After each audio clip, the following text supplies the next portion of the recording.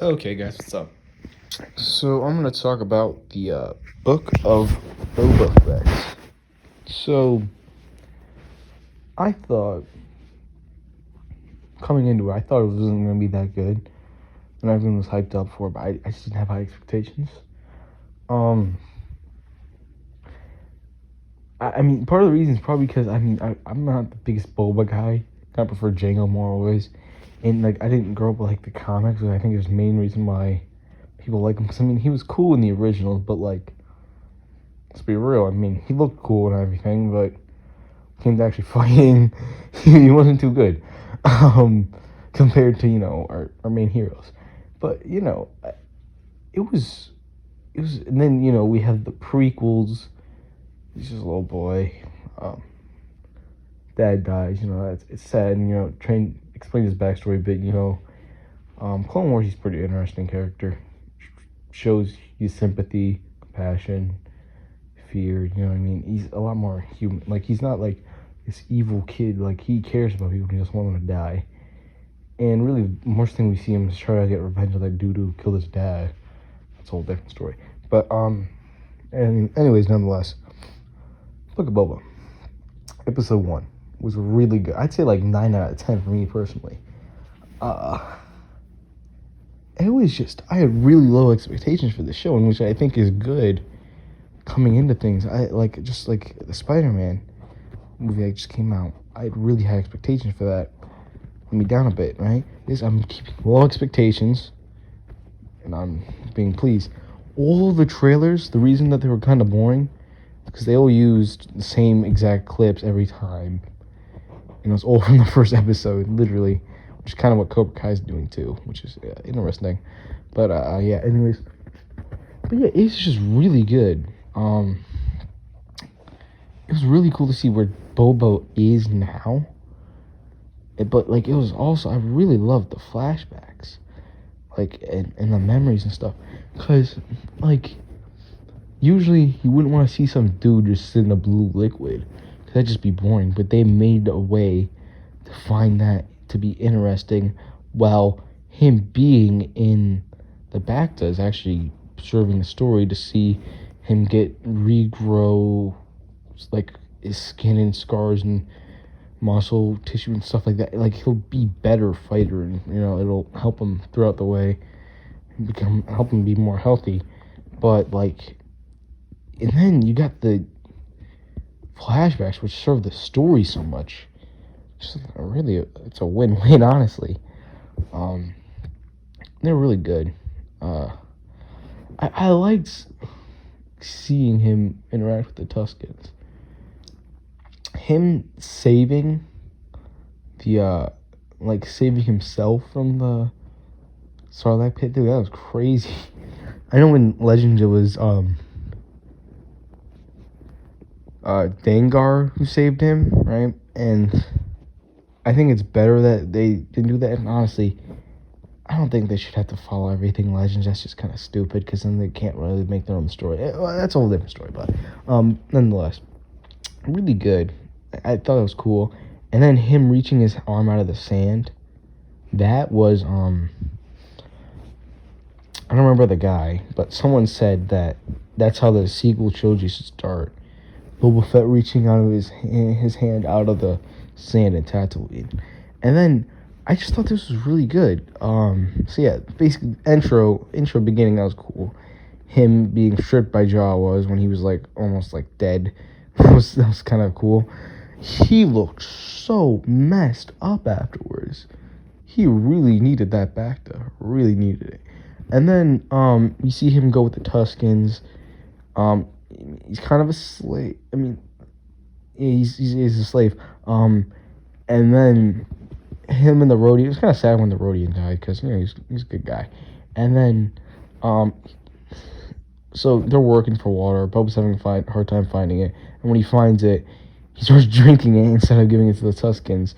And the youngling Tusken like is about to attack him, but he stops her or him or whatever. And then he I think it's him, pretty sure. And then he gives him the water, and then they're attacked by the like Masa Chomp thing that looks like the Pokemon card Masa Chomp or whatever. You know, that really big thing that has like 4 arms. That thing was crazy, dude.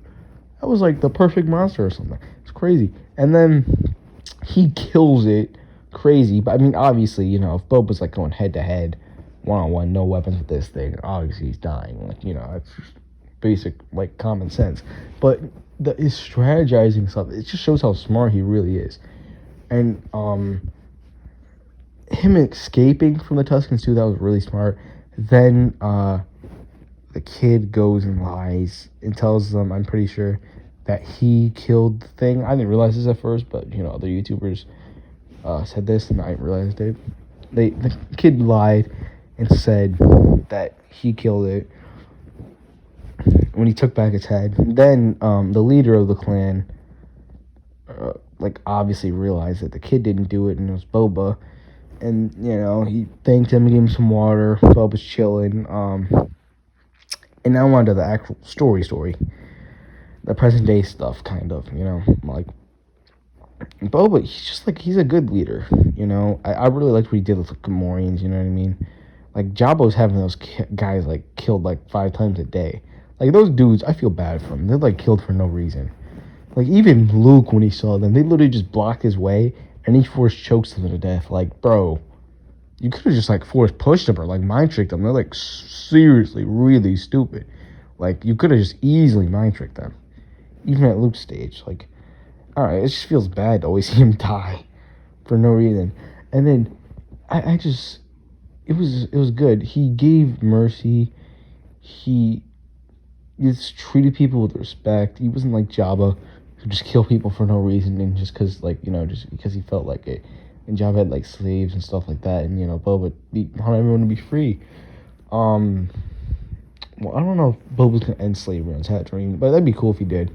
And then I think I'm pretty sure that the people who attacked them were hired by the mayor or whatever. And I think it's cool that Boba's now called the Daimyo or whatever, because you know that's something I learned about and like you know feudalism in Japan and stuff. That's really cool. You know, putting real history tie-ins into this, just like George did with all of his things, and especially in the original trilogy. Really, in the original trilogy, you know, like for example, you know, like the Ewoks. That was like a little callback to like the Vietnam War and the American Revolution, stuff like that. It's just really cool. But yeah, it's really cool. How Boba rules. I mean, he might become more and more darker. I get a drink there, my mouth's dry. As the story goes on, but like, I don't really see why he needs to. Because I mean, Boba alone, like, he could have probably killed all of those mercenaries or whatever that hunted him. Like, but he didn't want to leave Fennec because she probably would have died if he was just because he just kind of dipped with his jetpack, blown them all up. But then you know he got injured and you know he had to like, leave and he had to go back to the back. But yeah, he I think he might rule with a little bit of fear because he's just if they realize who he is, you know probably the greatest bounty hunter in the galaxy, maybe ever. Then you know it's gonna be a problem, right? And then I wonder if he's gonna get revenge on Han, because I mean that might be something he's wanting to do. And then after if he's trying to get revenge on Han, then he's messing with Luke. If he's messing with Luke, it's over because Luke. Okay, now Boba's good, but like Luke's spanking him. Like it's not even gonna be fair. Like Luke's just gonna stomp him in like a few seconds. Boba would be lucky to be like alive, you know, and then. Or hell, even Leia, actually, at this point. Leia's a Jedi, I think, around this time. So even her, like, if you mess with Han, you got those two coming after you. Then Han himself, who's a skilled fighter. Then you got Chewie, too, you know? You know, Lando and his, like, people. Like, that's just not a good idea. Not a very good idea. But Boba, you know, he's going to build his criminal empire. It's going to be really cool. I wonder if this might tie into Crimson Dawn or something. But I think Crimson Dawn's more in the core worlds, I believe. it's not outer rim like Jabba and stuff. But yeah, and then I like how he doesn't want to be like Jabba, who's just some rich noble who's just lazy and fat and can't do anything for himself, and people just work for him. I mean, Jabba logically, right? If the people, his army and like his henchmen and stuff, and all of his guards and the Gamorreans, they just didn't want to serve him. They just could have killed them any day. Like there weren't many people like the main people who were loyal to him were people like Boba. Like if Boba wanted Jabba, Jabba would be dead, right? And like because Hutts can't really, they don't have any real power. The way they got to their power was by they had superior technology to a certain planet that was near them. They went to that planet, they enslaved their people, they created an empire, and then everyone on that planet was their slaves and stuff, and they controlled everything. If like they're not almighty gods or anything, they're not like, it's not like a Jedi ruling or something, or like nobody can really oppose them. But like if Vader ruled Tatooine, like Jabba's just a fat slug. Like you could just like walk up to him like Leia did. You could just easily kill him, and it's just not as that difficult. It's just they have the structure the way they want it and everything. And then and Boba, now he's gonna be a real threat. He's not a fat slug. He's actually the most dangerous bounty hunter in the galaxy, and he's in charge. And he's got so much power. And people actually should be afraid of that guy. He is dangerous. So yeah. I'll see you guys. Bye. Okay, one more thing. I just really enjoyed it. I think it's a 9 out of 10. I think it's good that they didn't do too many trailers. I like seeing those because I can't resist myself when I see trailers like that, especially with like Cobra Kai. I'll talk about that later. Because you've just been waiting for something for so long and you want to see it now. It's here and like it's gonna be good. And I like that they didn't show us too much because now it's just so many surprises and everything like that. Like I got shocked quite a few times in this episode actually. And then it's only 7 episodes, which kind of sucks, but it'll probably be more than one season. I just wish that these things didn't come out so damn late here in New York. So they come out 3 a.m. here because it's 12 p.m. or a.m. whatever Eastern time. Or no, standard. I mean Pacific time. Like I wish that they do like instead of Friday, because I mean it's literally coming out Thursday night pretty much. Like let's be real, it's Thursday night. More people are probably awake at that time on Thursday than on Friday than like. How do I explain it? Like, it's pretty much you're staying awake from Thursday till then instead of waking up on Friday to watch it. Like, nobody's actually doing that. Like, let's be real. Except for people in, like, New Zealand and stuff because their things are so far ahead. But, like, they should... I wish it released on Saturdays instead or something. So it'd be Friday night pretty much. And, I could stay up, watch it. Because, I mean, I can't do that with school. So, I mean, I don't know. It just doesn't work for me, and I wish it didn't.